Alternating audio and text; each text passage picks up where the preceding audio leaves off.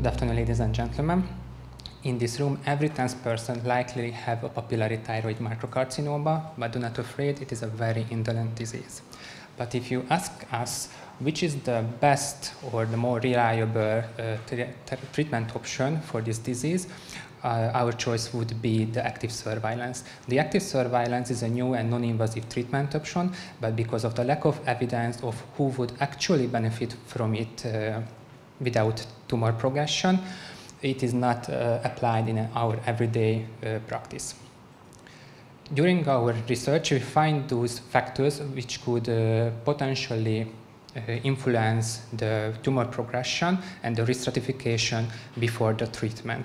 We have a large amount of data, but with a low certainty of evidence, so further research needs to be performed to learn more about the nature of the papillary thyroid microcarcinoma. And for further implication, maybe the next guideline can be upgraded by the policymakers by our results. My name is Máté Orgoványi. I'm a third-year internal medicine resident here at the Uzsoki Hospital in Budapest.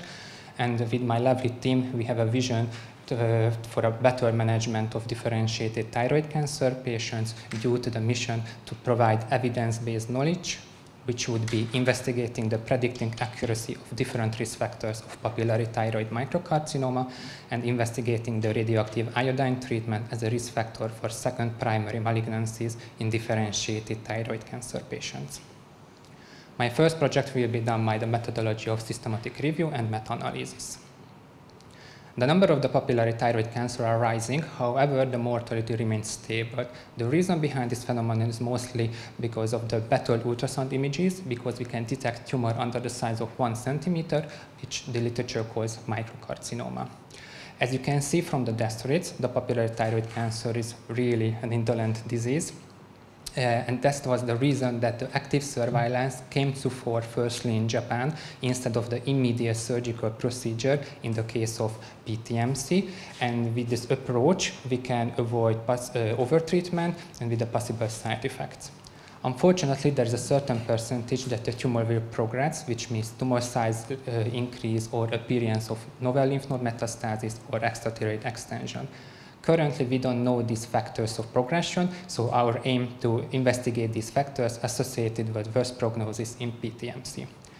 Our clinical question would be which factors elevate the risk of progression in papillary thyroid microcarcinoma. We would like to use the PFO framework, which means the P is the population patient with PTMC, the F is the factor, which we separated into two subgroups, modifiable and non-modifiable factors, and the O is the outcome, which will be the tumor progression. Our hypothesis is that certain biomarkers are associated with the progression of PTMC with the clinical implication to avoid undertreatment. For our search protocol, we use the search key, which consists of one domain, which is described the population.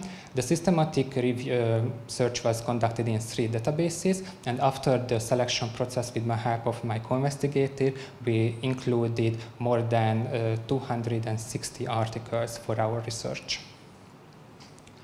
Due to the time limit, I will show you some of the results, but if you are interested in the topic, during the discussion phase, I will gladly answer your questions. Our outcome measurements will be odds ratios with the 95% confidence intervals. The male gender has been associated with a higher prevalence of advanced stage of differentiated thyroid cancers. But from Japan studies, from Ito and his co-workers, didn't find any significant relationship or connection between the gender and the progression of papillary thyroid microcarcinoma. In this case, you can see 3 figures. And we were examined that the gender, especially the male gender, whether is a risk factor for lymph node metastasis or not. The outcome was the lymph node metastasis, which we separated into 3 subgroups: central lymph node metastasis, lateral lymph node metastasis, and some of the studies didn't report exactly the correct lymph node status, so we created a miscellaneous group for that purpose. As you can see, we had a really high population number with a moderate or slightly elevated heterogeneity, but 3 out of 3 we got statistically significant results, so the male gender can be a possible modifying factor during the active surveillance. In this slide, we examine that the age is either a risk factor or a predictor factor for the lymph node metastasis. The cutoff value of age was the 55-year-old. And a cohort study from Japan find that older patients may be more beneficial for the active surveillance, because during their studies find that older patients tend to less likely have a tumor progression in contrast of the younger adults. And in our case, we find with a high population number with low heterogeneity, except the last figure, that the younger age could be a possible predictor for lymph node metastasis in PTMC patients. BRAF mutations are commonly found in large and small differentiated thyroid cancers, but according to the guideline, the genetic alteration, genomic evolution is not recommended routinely at this time. But if you see our plots, I can tell you that it seems like that the BRAF mutation can be a possible risk factor for only central lymph node metastasis or the miscellaneous group. The last slide, I examined the previous three biomarkers in the case of extrathyroid extension. Extrathyroid extension is when the cancer spread over the border of the thyroid gland. The literature doesn't have so much data about this kind of relationship, but here we are to fill these gaps. As it seems that gender is not a risk factor for progression, unlike the BRAF mutation with a high odds ratio. But I would like to draw your attention to the age, because if you remember, the younger age was a prognostic factor, a possible prognostic factor for lymph node metastasis, but in this case it can be a protective factor, and it seems like that the older age and the older patients with PTMC, the PTMCs of older patients can be more malignant locoregional. In this slide, you can see my progress, and I hope this end of this year we will finish this project. I think it's a really interesting topic with lots of strengths, for example, rigorous methodology and large sample size, but there are some limitations, for example, the population heterogeneity and the variance of prognostic factors. As a conclusion, we created a color gradient arrow as a risk factor tool to guide us for who can be for the most suitable person for active surveillance. And I hope that as our research are going further, as this arrow will point us to the best direction. The second project that focuses on the carcinogenic effect of radioactive iodine treatment in DTC patients. The differentiated thyroid carcinoma is the ninth most common cancer, but luckily we have a really effective treatment, which is the radioactive iodine therapy. The radioactive iodine is a radioisotope with the emission of beta radiation, and it will cause the carcinogenic effect. How? During the therapy, the thyroid cells, with the help of the sodium iodine cotransporter, can uptake these isotopes, and it will cause the DNA damage. Unfortunately, there are other organ systems which can also uptake these isotopes, and it will increase the level of the occurrence of the second primary cancers. However, the adjuvant or ablative radioisotopes improves the overall survival in DTC patients.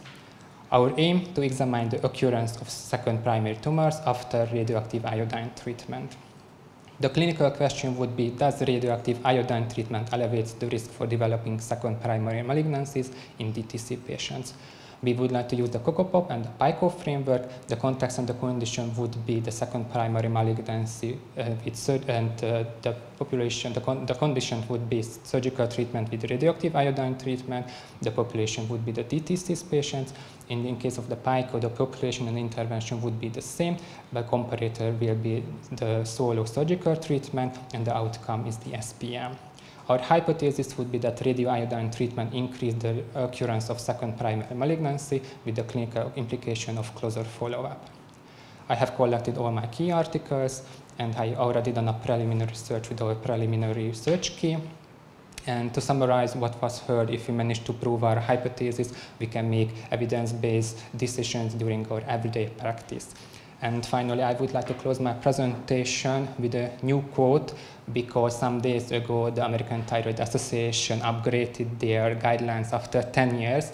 And there is a really good sentence in this guideline, which is really represent the current situation around active surveillance, which is for patients considering an active surveillance approach, it's important that clinicians provide a description of the unknown. And this is the reason why we are doing this research. Thank you for your attention. Thank you. Thank you very much. I hope it works. Yeah, it works. And the two studies are open to discussion, and I'm sure that Professor Igaz has several questions as an expert in the field. Not in this field, but congratulations. It was very interesting. My first question is, as the studies come from I think from very different ethnic groups, yes. Have you observed any differences in ethnicity, or do you have any data on that?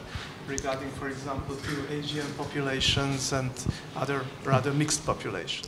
We didn't examine deeply in this way, but most of the studies came from Chinese, South Korea, and Japan, and there's a few studies from Europe. But the majority of the ethnicity is from Asian population. So it can be a bias, which we discuss in our articles. So there are not many Caucasian populations? Not so many. It's from Italy, Poland. There's a Hungarian articles, but not so Caucasians. And are there any differences? Are there any special subgroups in the cytology?